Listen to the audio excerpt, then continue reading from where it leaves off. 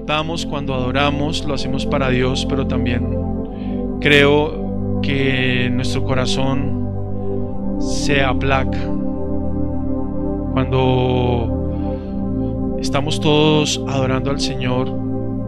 Parte de esas emociones nuestras que vienen después de una semana de lucha, quizá de alguna situación familiar, laboral, de salud, X, no sé.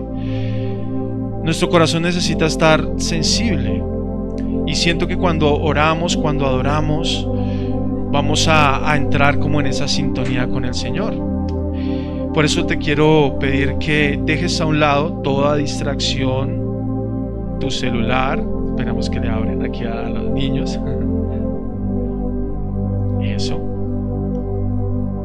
Y concentres estos 40 minuticos, quizás unos minutos más, para recibir este mensaje. Amén. Mira que tú vienes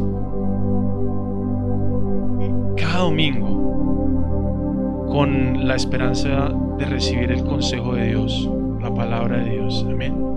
Nuestra responsabilidad con mis hermanos es traer la palabra de Dios. No podemos traer algo que no sea la palabra, porque esta es la oportunidad para que tú salgas alimentado, saciado de su palabra. Amén.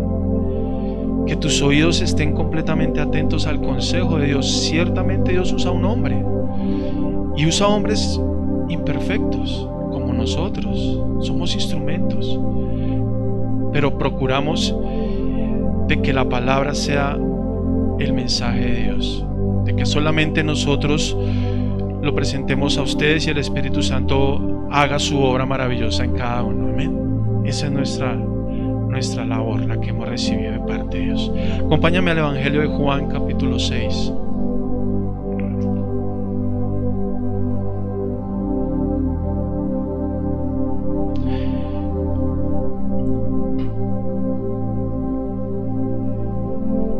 Desde el versículo 60 vamos a leer hasta el versículo 71.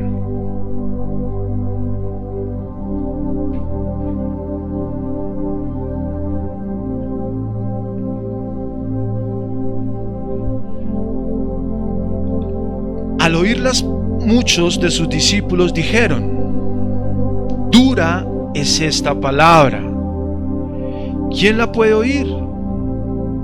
Sabiendo Jesús en sí mismo que sus discípulos murmuraban de esto, les dijo: ¿esto os ofende?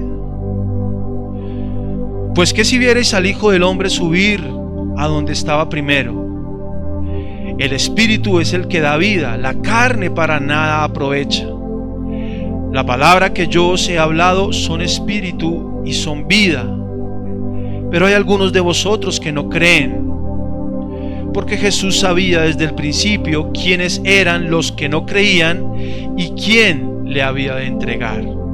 Y dijo: por eso os he dicho que ninguno puede venir a mí si no le fuere dado por el Padre. Desde entonces muchos de sus discípulos volvieron atrás y ya no andaban con él. Dijo entonces Jesús a los 12: ¿queréis acaso iros también vosotros? Le respondió Simón Pedro: Señor, ¿a quién iremos? Tú tienes palabras de vida eterna, y nosotros hemos creído y conocemos que tú eres el Cristo, el Hijo del Dios viviente. Jesús le respondió: ¿no os he escogido yo a vosotros los 12, y uno de vosotros es diablo? Hablaba de Judas Iscariote, hijo de Simón, porque este era el que le iba a entregar, y era uno de los 12. Yo sé que ustedes, igual que yo, sobre todo en la época y en los tiempos de las elecciones presidenciales, o bien sea de consejo o alcaldías, empezamos a escuchar las propuestas, ¿no?, de los diferentes candidatos. algunos que de verdad quieren, desean servirle al pueblo, a la nación, otros bajo otros intereses, pero por lo general y por regla, cada campaña se basa en promesas, ¿no? O sea, es difícil de pronto pararse delante de una multitud, delante de un pueblo y sobre todo necesitado, a venderles una idea que no tenga promesas. Se prometen muchas cosas. Y yo desde hace un tiempo he venido muy inquieto sobre si Jesús en este momento tomara algún partido o alguna ideología política, ¿de qué lado estaría? Ustedes saben que hoy en día, no solamente en el país, sino casi que en el mundo, la política se divide en dos. Claro, algunos dicen de centro derecha, de centro izquierda, pero uno puede claramente definir que hay o pensamientos de izquierda que se basan en una ideología socialista, comunista, o unos pensamientos de política derecha que se basan en el capital, la propiedad privada. Y estos pensamientos casi que han dividido de alguna manera la sociedad. No sé si ustedes se han dado cuenta, pero es así. Claro que las cosas han cambiado y yo no voy a entrar hoy a fondo en temas de política, pero pienso y siento, si el Señor, que esto obviamente sin ánimos de ofender a nadie, ni mucho menos a nuestro Dios, tomara algún lugar, ¿de qué parte estaría? Lo voy a dejar ahí. Solo voy a decir que el Señor dijo que está sentado a la diestra del Padre. No mentiras. Eso es un chiste. Pero también dijo que a las ovejas las pondría a la derecha. No, esos son chistes, de verdad. Solo sí siento que nosotros no debemos tener ninguna ideología política en eso. Pero sí debemos estar del lado de todo lo que defienda nuestros principios morales. Eso sí es claro. O sea, yo y pienso claramente, y esto lo digo con amor y con respeto, pero nosotros somos pro vida, antiaborto. Nosotros somos pro matrimonio entre varón y mujer. Nosotros tenemos principios donde el Señor mismo establece: el que no trabaje, que no coma. Nosotros somos pro libertad, pro propiedad privada. Nosotros tenemos muchos principios que el Señor lo dice en su palabra, y yo pienso que cualquier cristiano común debe defender esos principios, no otras ideologías, porque usted no puede decirle a Dios: Señor, oro por la vida, oro en contra del aborto, y votar por el que quiere el aborto. O sea, eso es una discrepancia total en nuestra coherencia. Pero ¿por qué meto todo este asunto político? Porque en este momento en el que el Señor da este discurso, está en un momento casi que muy político, no solamente de Roma, sino de su ministerio, porque empezaron a seguirlo. Y cualquiera que no quiera ver la política aquí no estaría interpretando bien el ministerio del Señor, porque Él estaba dirigiéndose a un pueblo, y a un pueblo que tenía como tal muchas necesidades. Estaba oprimido. Ustedes saben que en ese momento todo el pueblo judío estaba bajo el poder, el señorío y la mano de Roma, del imperio de Roma. Y no solamente en ese momento, ellos venían de otros tiempos donde siempre estaban bajo el dominio o de los babilonios o de los persas, pero siempre estaban bajo el yugo, aún desde cuando salieron de Egipto. Allí estuvieron 400 años bajo la esclavitud. Entonces es un pueblo que tenía una promesa y que siempre anhelaba un líder, un caudillo que les prometiera libertad, que les trajera una promesa, que les hablara de que pronto ellos iban a ser libres, de que iban a poder sentirse con lo que hoy todos queremos escuchar: paz y prosperidad. De cierto, palabras que manifestará el gobierno del anticristo: paz y prosperidad. Ellos querían escuchar ese tipo de discurso, de alocución. ¿Qué pueblo no queremos escuchar eso? Sobre todo en estos días, cuando hemos visto, por lo menos en nuestro país, el retroceso de 30 años de lo que vivimos. Nuevamente escuchar atentados, carrobomba, matar a los soldados, a los policías, volver eso trae temor al pueblo, trae confusión, vilo. Y eso, para ponerlos en contexto, era lo que sentía el pueblo. Luego, ellos empiezan a ver que de un momento sale un líder y empieza a hacer cosas que llenan las expectativas de todos, obvio. ¿O qué pasa cuando viene un candidato y empieza a regalar tamales, lechón a mercados? Pues todo el mundo viene.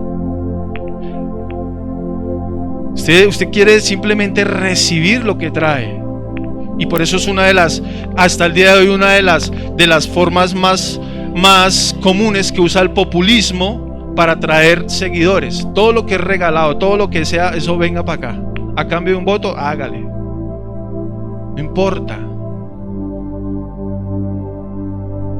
Y el Señor en este momento tiene que enfrentarse a un pueblo, a una muchedumbre, a una multitud que desea, que quiere un cambio. ¿No has escuchado la palabra?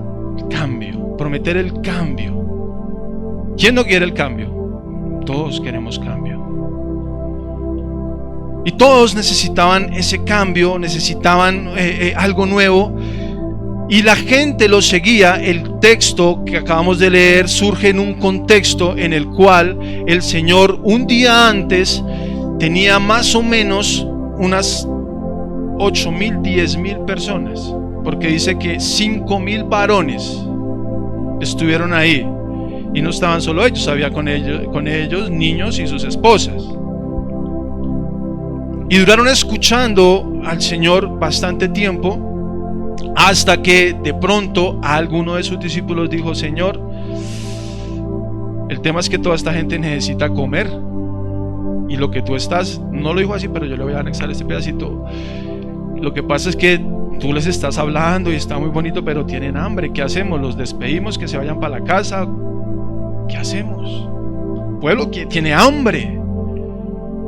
Y el Señor hace uno de los milagros, uno de los muchos que hizo, más sorprendentes de su ministerio: la multiplicación de los panes y los peces.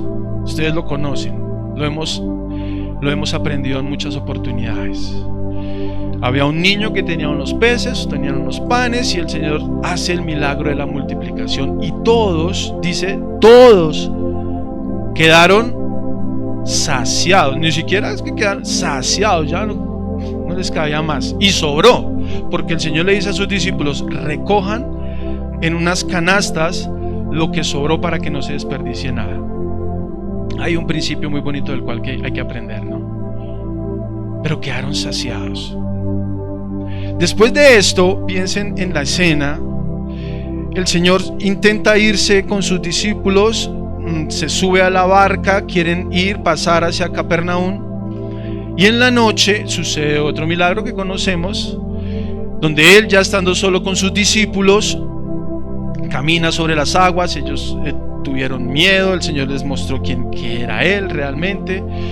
Atraviesan al otro lado y surge esta palabra, porque muchos, después de que Él había pasado allá, dice, habiendo otras barcas, los siguieron, pasaron al otro lado, y llegando allá querían ver más de esas promesas, querían ver más de esos milagros, de esas señales que ellos querían ver.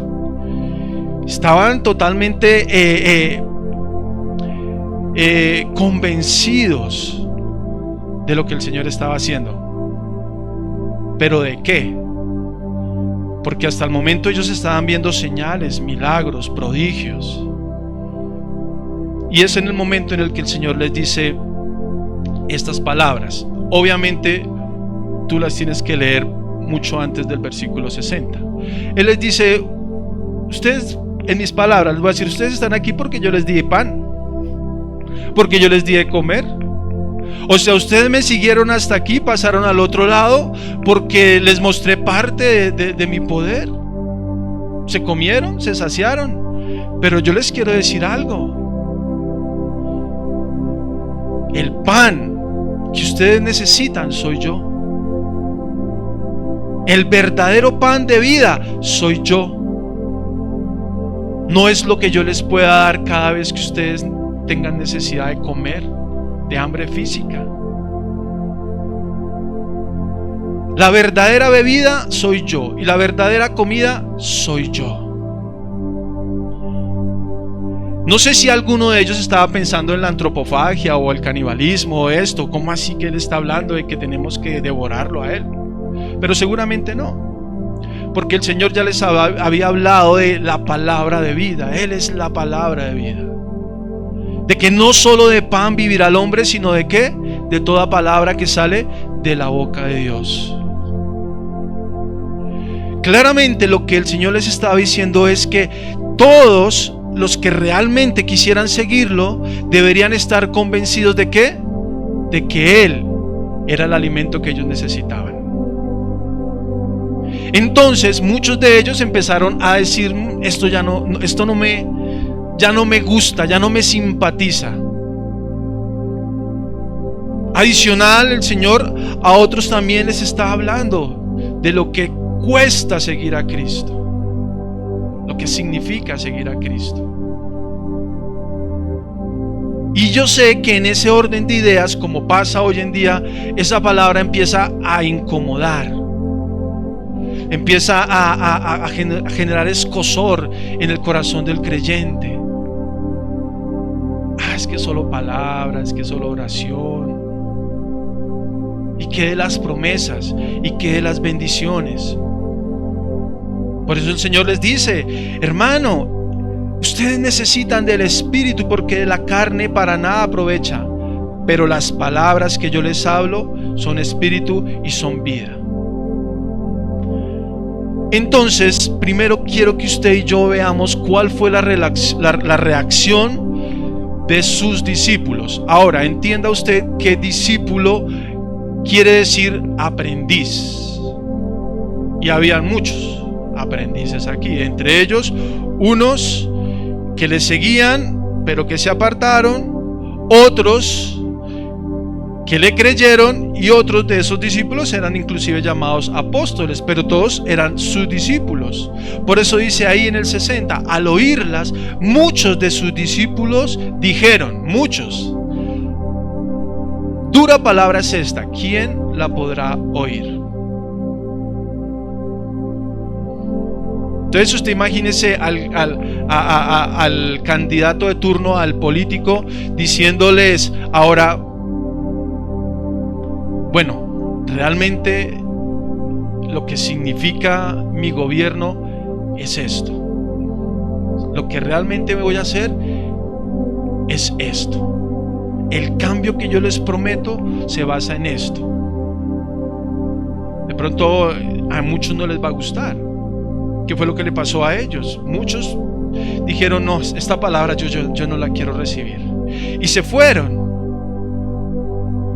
Antes, dice en el 25, y hallándole al otro lado del mar, dijeron: Rabí, ¿cuándo llegaste acá? Respondió Jesús y les dijo: de cierto os digo, me buscáis no porque habéis visto señales, sino porque comiste el pan y os saciasteis. Trabajad no por la comida que perece, sino por la comida que da vida eterna y permanece, el cual el Hijo del Hombre os dará, porque a este señaló Dios el Padre. Hablar de promesas eternas y no de promesas terrenales, mis hermanos, es un mensaje que no le agrada a la gente, no le agrada a la iglesia. Que las personas empezaran a ver en Cristo que Él no los iba a liberar de la mano de Roma, sino de sus propios pecados, era un mensaje que no le empezaba a agradar a las personas. El Señor les está diciendo: ustedes están aquí porque comieron, porque se saciaron, o porque piensan que yo los voy a librar de la mano de Roma, pero al contrario. Muchos de ellos, cuando lo quisieron tentar al Señor, hablándole de los impuestos, de hecho los que lo tentaron fueron fariseos, fueron escribas, eran judíos, le decían: Señor, ¿tú qué crees? ¿Debemos pagar los impuestos del César de Roma? ¿Es lícito que hagamos eso? Luego no vienes tú a liberarnos de este yugo. Y el Señor les dijo claramente: saquen la moneda, mírenla, ¿de quién es la cara? Del César. Entonces páguenle al César lo que es del César, a Dios lo que es de Dios.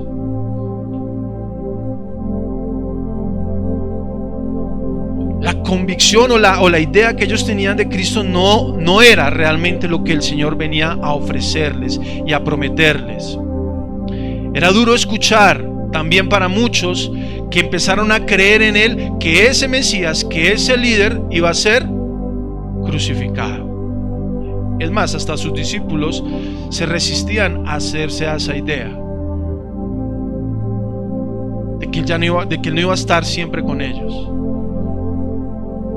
Por eso el Señor les dice: ¿ustedes se sorprenden de esto? ¿Qué tal si les dijera que tengo que ir al lugar de donde vengo? Se van a escandalizar peor, porque ellos no querían escuchar eso de su líder, de su Mesías. Acuérdense que para ellos Él empezó a ser el Mesías que se había profetizado. Ellos estaban viviendo la misma esperanza que tú y yo estamos viviendo de la segunda venida de Cristo, solo que ellos estaban experimentando la primera y estaban viendo el cumplimiento de esa promesa. Ahora les costaba trabajo entender el mensaje que Cristo estaba diciendo, porque tenían falsas expectativas. Era escandaloso. Jesús, en el versículo 61, dice que sabiendo Él en sí mismo que sus discípulos murmuraban de esto, les dijo: ¿esto os ofende?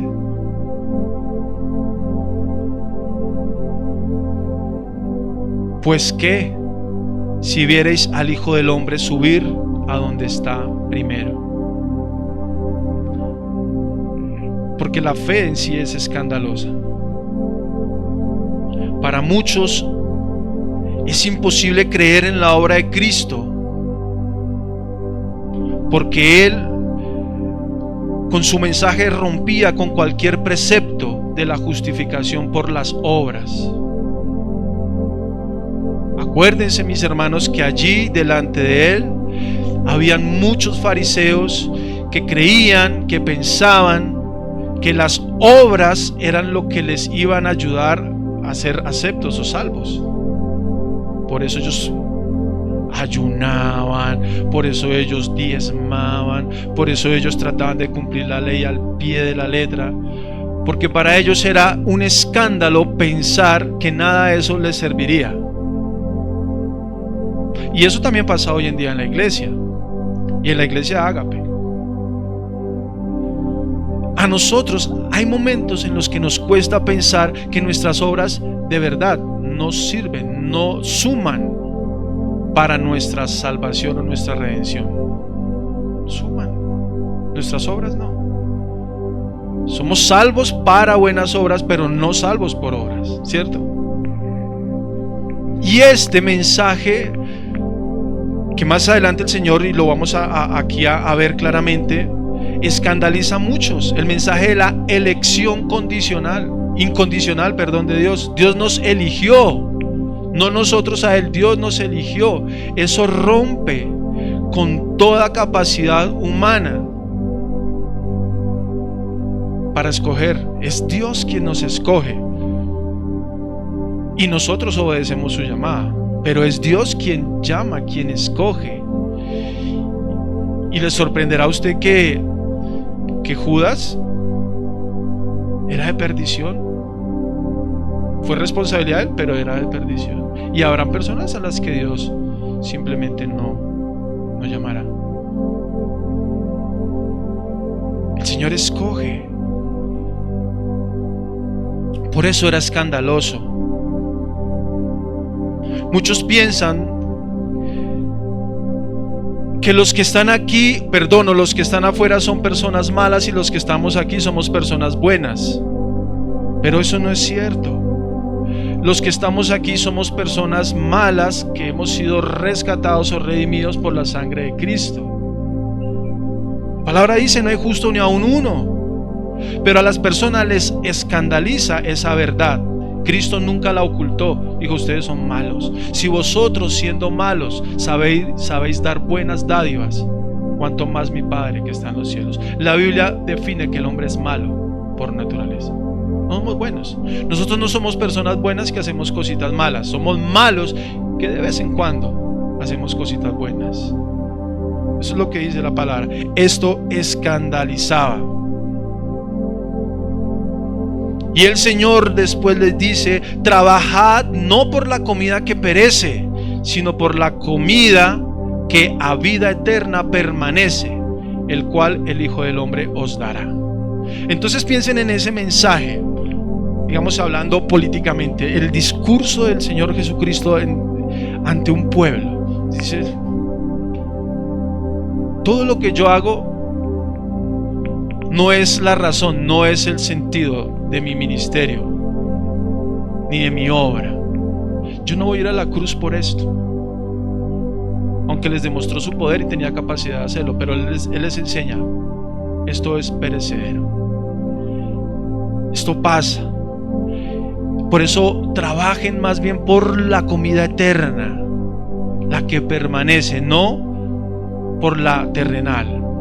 Eso es la verdad del Evangelio. Versículo 63 dice: el Espíritu es el que da vida, la carne para nada aprovecha. Las palabras que yo os he hablado son espíritu y son vida. Todo esto en un contexto obviamente de necesidad, de pronto de opresión, de hambre, de aflicción, de deseo de cambio, empieza a generar disonancia en el corazón de las personas. Las palabras que yo os he hablado son espíritu y son vida. Piensen en eso.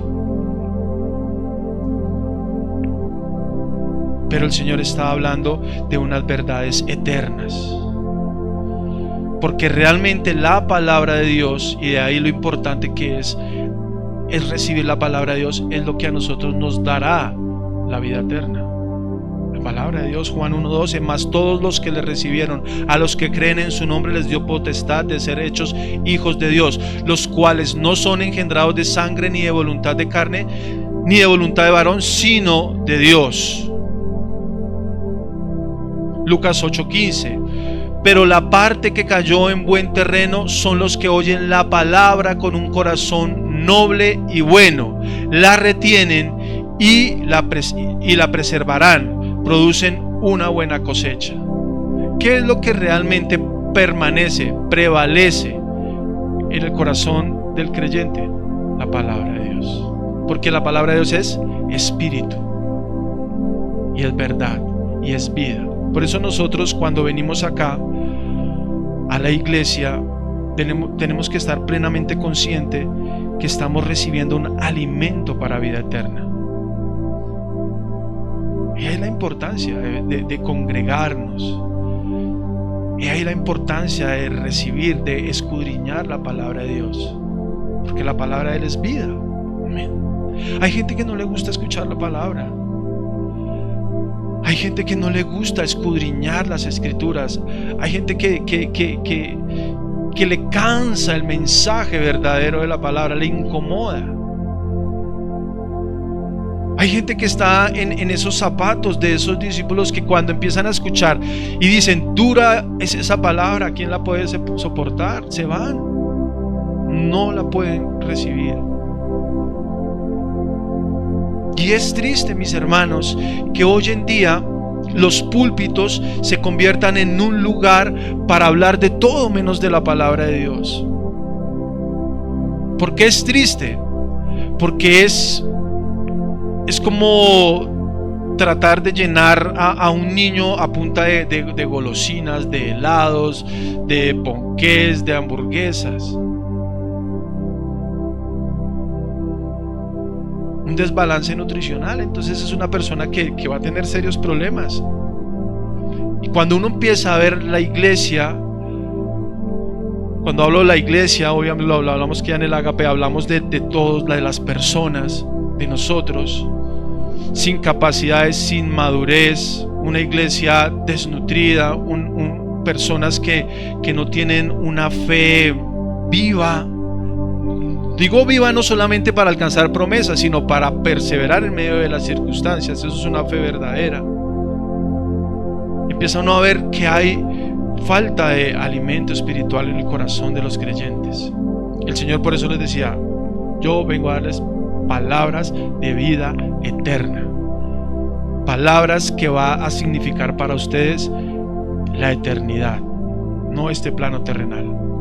Por eso, mis hermanos, nosotros debemos entender el privilegio que tenemos nosotros de permanecer, de estar, de mantenernos en la fe, porque esta salvación que Dios nos ha dado es un gran regalo. En el versículo 64, mira lo que piensan algunos: pero hay algunos de vosotros que no creen.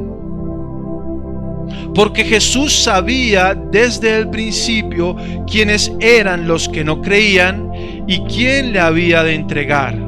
Y dijo: por eso os he dicho que ninguno puede venir a mí si no le fuere dado por el Padre.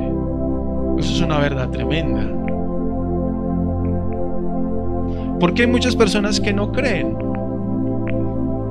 Porque en el fondo, hasta el momento, no sabemos más adelante, no han tenido el privilegio, porque es un privilegio, de escuchar la voz de Dios. Y uno les habla y les habla, y pueden estar en la iglesia y pueden durar mucho tiempo recibiendo, expuestos a la palabra, y no creen. Aquí el Señor le está hablando a personas que ya venían escuchando, pero no creen, porque al final es el Espíritu Santo y es Dios el que da en el corazón del hombre el querer como el hacer, pero eso lo hace Dios. Por eso, como ahorita lo decía Alejo y lo enseñaba Camilo hace 8 días, nuestra responsabilidad, nuestra labor es predicar. Pero usted tiene que tener la plena tranquilidad, usted y yo, que nosotros predicamos, pero el que hace la obra es Dios. Pablo sembró, Apolos regó, pero Cristo es quien cosecha. Él es el que da el crecimiento. Y en esa parábola que leíamos, esa fracción de la semilla, solo esa semilla brotará en el que la recibe con humildad, con gozo en su corazón. Mire que muchas veces nosotros venimos acá a la iglesia y estamos del lado de los que no recibimos la palabra, porque no hay en nuestro corazón esa manifestación de necesidad, de hambre espiritual.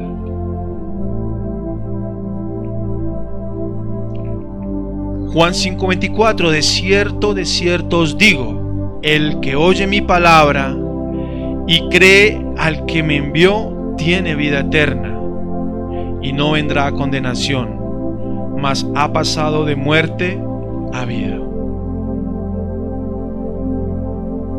El mensaje de Cristo estaba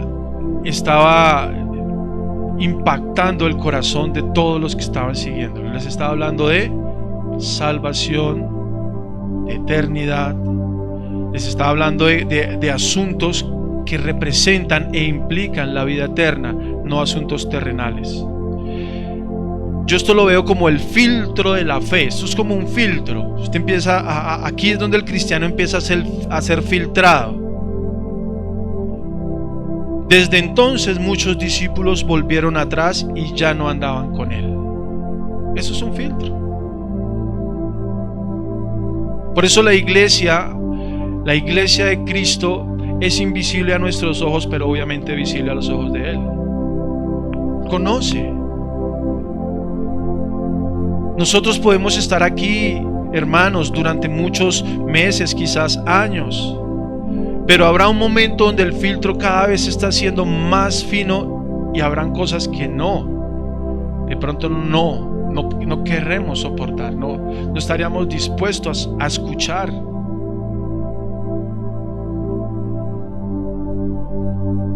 Muchos, decía, volvían atrás. Muchos. ¿Quién estaba predicando en ese momento? Jorge Páez, Camilo, Alejandro. Estaba predicando Cristo. Y era Cristo mismo quien estaba atravesando con su palabra como una espada de doble filo el corazón de todos los que estaban al frente. Piense mi hermano, si un líder, un político haría eso con tanta multitud. Estamos hablando de 10,000 votos que tenía el Señor en ese momento. En su campaña, en una de sus primeras campañas, 10,000. Y salirles con este discurso. Empezó a darse cuenta el Señor cómo muchos empezaron a irse y las sillas o el lugar empezó a quedar desocupado. Quedaba menos cada vez. Muchos se alejaban, muchos volvieron atrás. ¿Volver atrás qué es?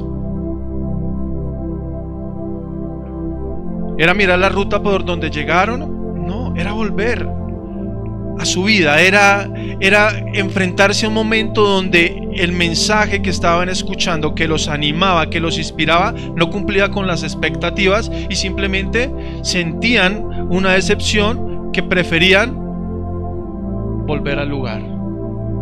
Dice la palabra, como el perro vuelve a su vómito, como la puerca vuelve a revolcarse en su cieno. Y eso pasa en la vida del creyente. Llega un momento donde el evangelio empieza a impactarlo o a confrontarlo tanto que dice, no. El Señor Jesús siempre fue claro con su mensaje. Por eso le decía a sus discípulos, cualquiera que esté dispuesto a seguirme, tenga en cuenta lo que cuesta. Es más, les decía, miren, si alguno de ustedes quiere edificar una torre, analice muy bien lo que cuesta, lo que significa. No sea que empezando a edificarla le quede por la mitad y después sea una burla. ¿Sabe qué le ha pasado a muchas personas? Y a mí yo de hecho hablaba aquella con una persona muy cercana y me decía, es que cuando yo era cristiano, yo le dije, perdón, ¿cuándo era? Entonces nunca fue. Hay un error en su frase. Uno nunca deja de ser cristiano, o no era. Cuando era, fue que usted intentó edificar la torre y no le alcanzó. Pero eso no es así.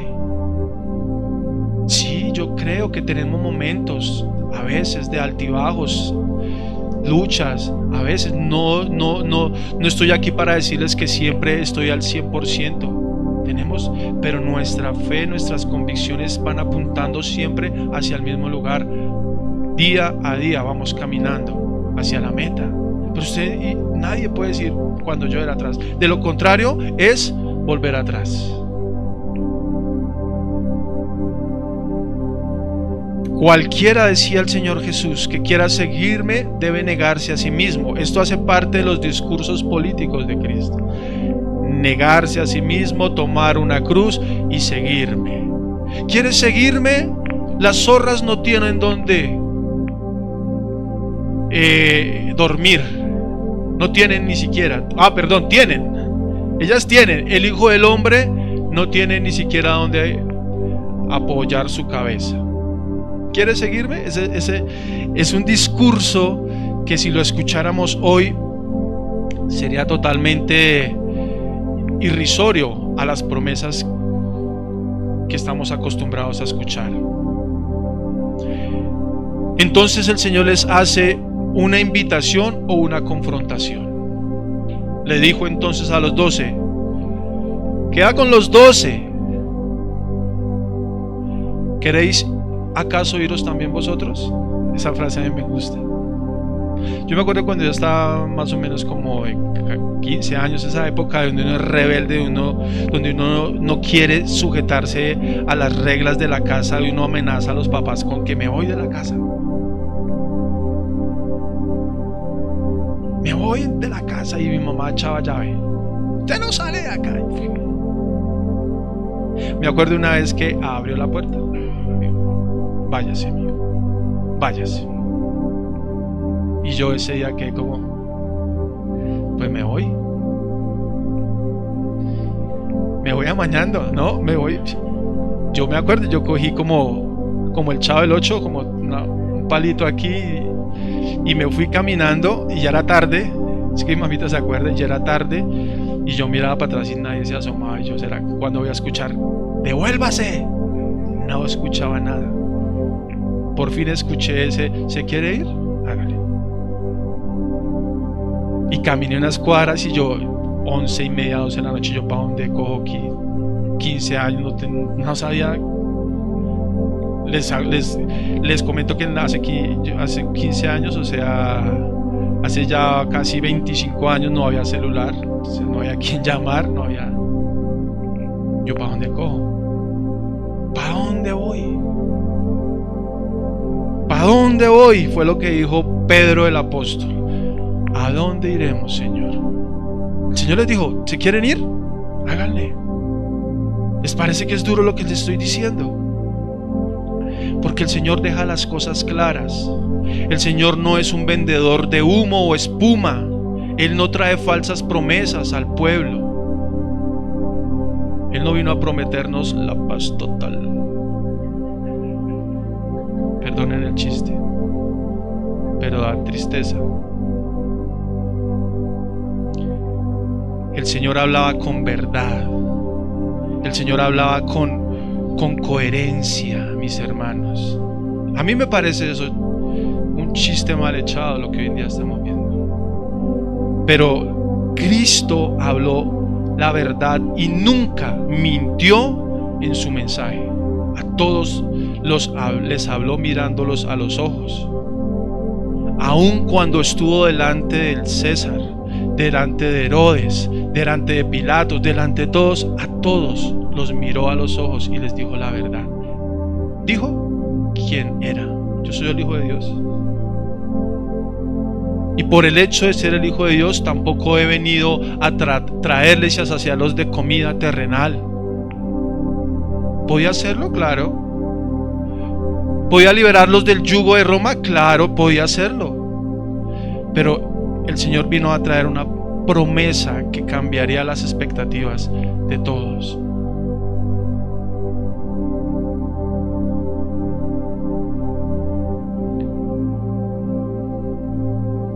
El Señor esta mañana siento que quiere preguntarle a la iglesia, y el Señor me lo ha hecho entender en muchos momentos. ¿Quieres seguirme? Dice la palabra que un joven rico en algún momento se le acercó al Señor y le preguntó: Señor, quiero que veas primero quién soy yo.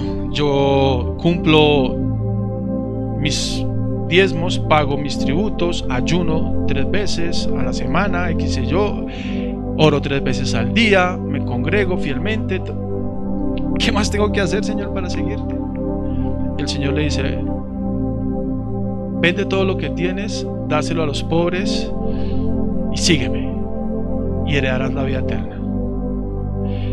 Esas preguntas o esas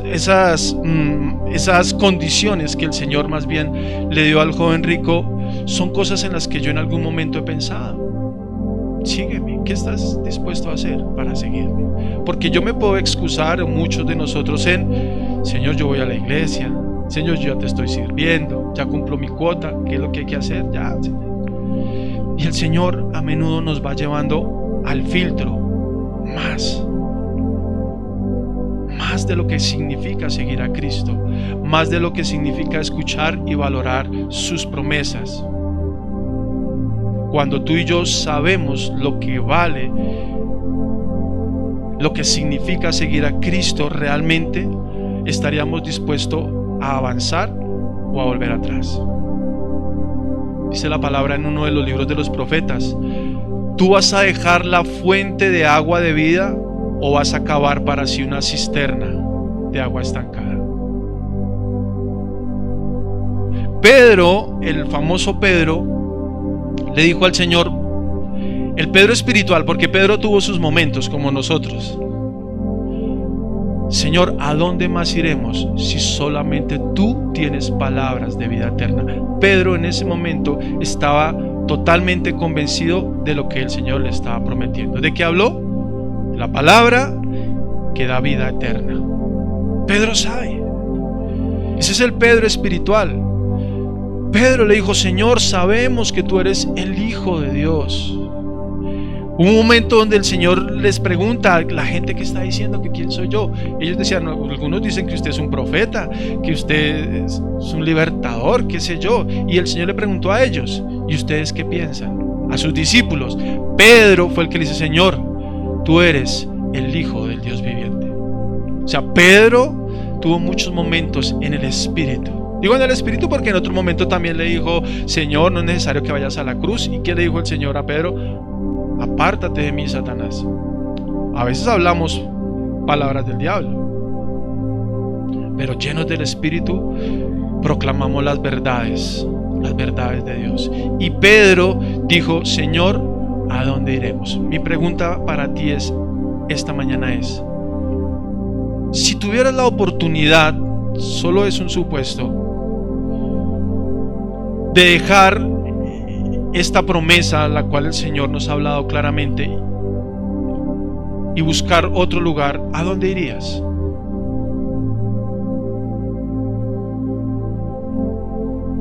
¿O a dónde estás yendo? Porque hay ciertos lugares donde nosotros queremos refugiarnos cuando la palabra nos incomoda. ¿Para dónde cogemos?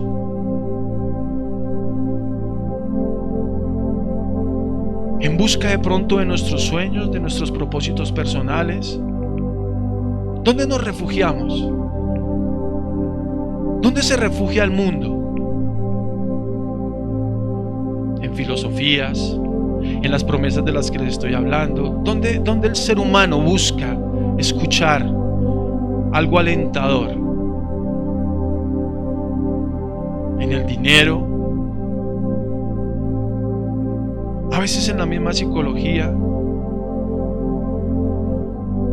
¿Dónde podríamos ir? ¿Dónde podríamos encontrar palabras que contengan la vida eterna? No hay ningún lugar. No lo hay, hermano. No hay ningún lugar. No hay nadie que pueda hablarnos de las promesas eternas. Por eso para el mundo es tan desalentador. Por eso incansablemente buscan y buscan donde puedan encontrar esa voz que los sacie, que los llene, y no lo encuentran. Por eso muchas personas que han llegado a la cima del éxito, no lo digo yo porque seguramente no hemos tocado ese lugar, pero hay muchas personas que han llegado allá y ahí sentados desde la fama, desde el éxito, desde el dinero, desde los placeres, desde todo, han dicho: aquí no era. Y tú y yo podemos decir: aquí es, sin necesidad de haber golpeado esos lugares, porque Cristo habló a nuestros corazones. Él llegó a nuestras vidas y nos dijo la verdad. Mis hermanos, jamás nos prometió algo que no es.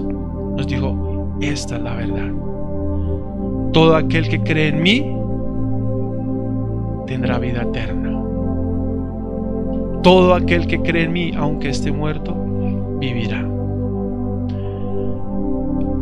Nosotros hemos creído, dijo Pedro, y conocemos que tú eres el Cristo, el Hijo del Dios viviente. Pablo, en Filipenses 3, versículo 7, dijo: pero cuantas cosas eran para mi ganancia, las he estimado como pérdida por amor a Cristo. Y ciertamente aún estimo todas las cosas como pérdida por la excelencia del conocimiento de Cristo Jesús, mi Señor, por amor del cual lo he perdido todo y lo tengo todo por basura, para ganar a Cristo y ser hallado en Él. Qué tremendas palabras de Pablo, ¿no? Dice, todo lo tengo como por basura. Yo sé que es dura la palabra, obviamente, porque todo es todo. Y yo sé que todo para ti también es tu familia, que todo para ti es tu trabajo, que todo para ti, para mí es nuestro negocio, nuestro trabajo, todo. Pero cuando él dice todo, es todo. Y no es que eso sea basura para ti, lo que pasa es que no tiene el valor o el significado que Cristo sí tiene para ti. Amén. Por eso cuando el Señor dice, nadie puede venir a mí si no aborrece a ¿quién? A su padre, a su madre, a su hermano o a su hijo. Esa palabra aborrecer es amar menos, no es odiar. Si no, el Señor estaría mandándonos a violar uno de sus mandamientos. Es amar menos. Aborrecer es amar menos. Nadie puede seguir a Cristo si no ama menos todas las cosas. Amén. Hay una pequeña historia la cual quiero leerles porque me parece que es muy precisa para esta enseñanza.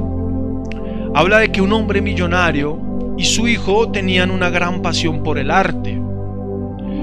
Poseían en su colección desde pinturas de Picasso hasta pinturas de Van Gogh.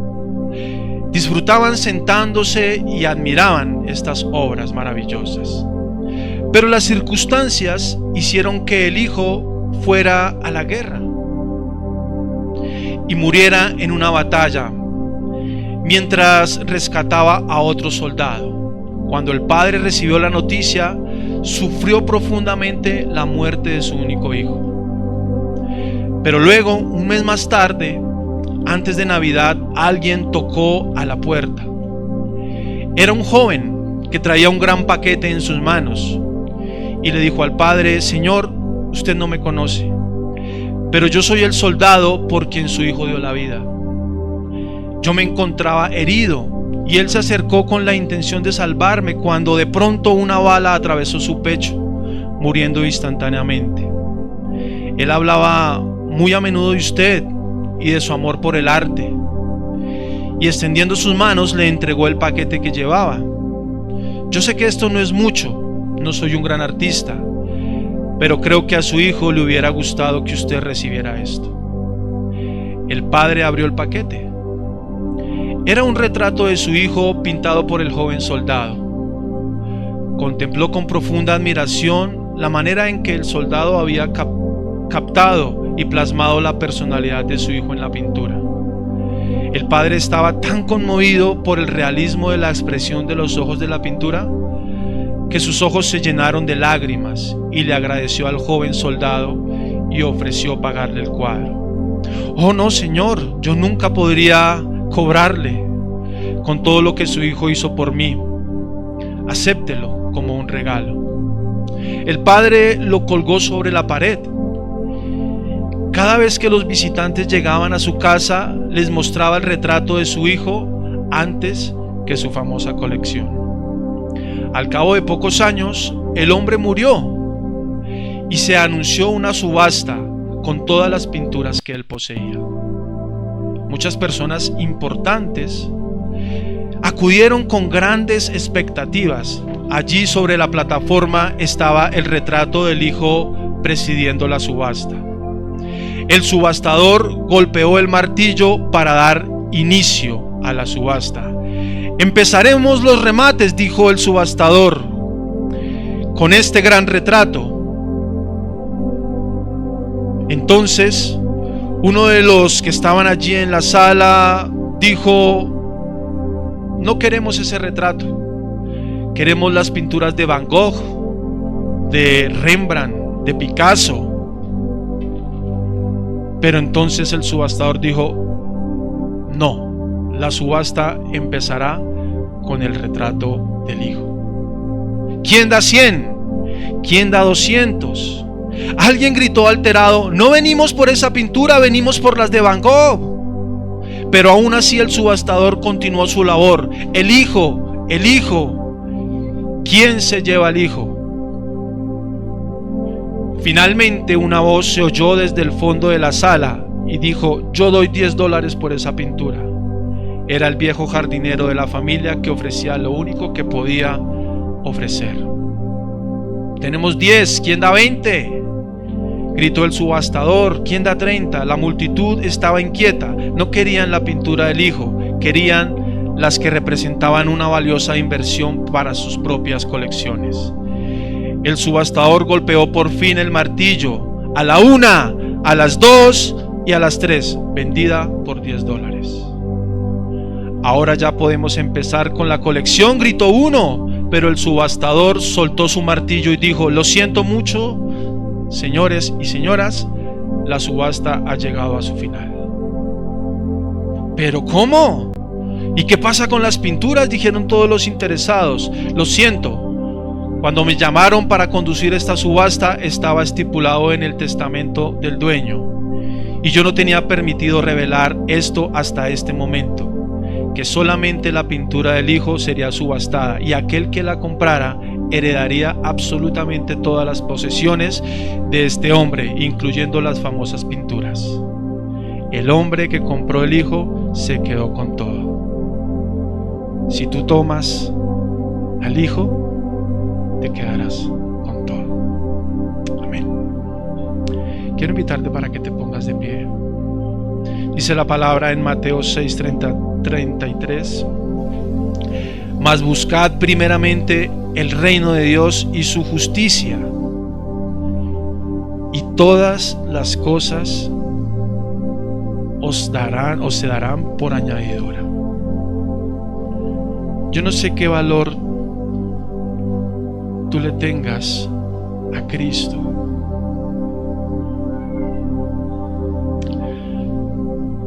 pero el filtro del evangelio cada día se hace más fino, más delgado,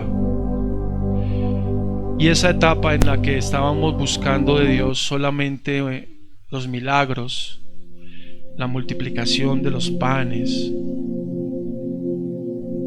¿por qué no la restauración de ese hogar, una sanidad, un milagro? Esa etapa ya pasó. Si Dios está, lo puede hacer. Yo nunca he dicho que Dios ha dejado de obrar milagros. Él lo hace, siempre y cuando vayan acorde a su propósito. Amén. Él lo hace, pero esa etapa ya tiene que pasar en la vida del creyente. Tal vez tú y yo hemos visto la mano de Dios, hemos quedado saciados, hemos visto la provisión de Dios. Tal vez tú y yo experimentamos de muchas formas cómo Dios nos ha mostrado esa bendición todos los días, y tú dices: Señor, gracias. Pero ese no es Cristo. Esa es la imagen más pobre de Cristo. Cristo es mucho más que eso. Es mucho más.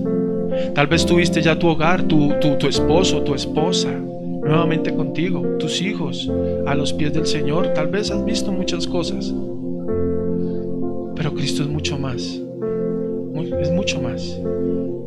Él es mucho más. No te maravilles solamente de las demás obras, maravíllate de Él, del Hijo. Solo Él, solo Cristo. Solo a Él es la gloria. Sus promesas verdaderas son las que nosotros tenemos que perseguir, la vida eterna. Todas las cosas, dice Él, vendrán por añadidura. Pero un cristiano con una mente enfocada tiene que tener en su corazón esa voz del Señor que dice: yo soy el pan de vida. Él es el pan de vida. Amén. Padre, te doy gracias esta mañana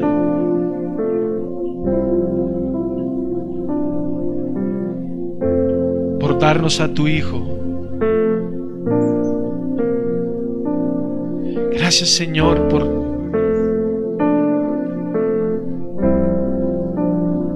entregarnos, Señor, tu mayor tesoro.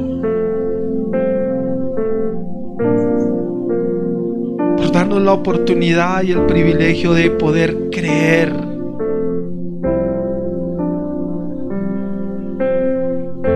Gracias, Señor, por llevarnos, Señor, y traernos a este día para escuchar tus promesas verdaderas. Tú eres la verdad, el camino y la vida eres tú, Señor. Gracias, Señor, por darnos la providencia, Señor, de haber sido llamados y escogidos. Perdónanos, Padre, si hemos perseguido tus señales, tus milagros. Perdónanos si nos hemos aferrado más a tus manos que a tus ojos, Señor, más a lo que nos puedes dar que a lo que eres. Perdónanos, Señor. ¿A dónde iremos? ¿Hay un lugar, Señor, donde pudiéramos ir? Solo tú tienes palabras de vida eterna, Señor.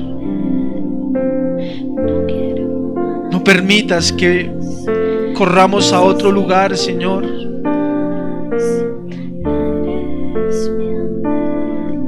Agárranos tú, Señor, con tu mano fuerte y poderosa y no nos sueltes. Porque si dependiera de nosotros, ya nos hubiéramos apartado, ya nos hubiéramos alejado de ti, Señor.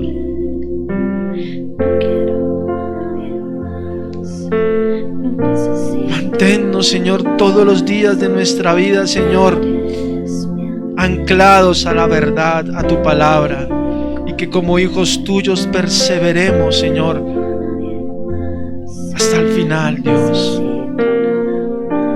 Solo queremos a Cristo en nuestras vidas, Señor. Solo a ti, Señor Jesús.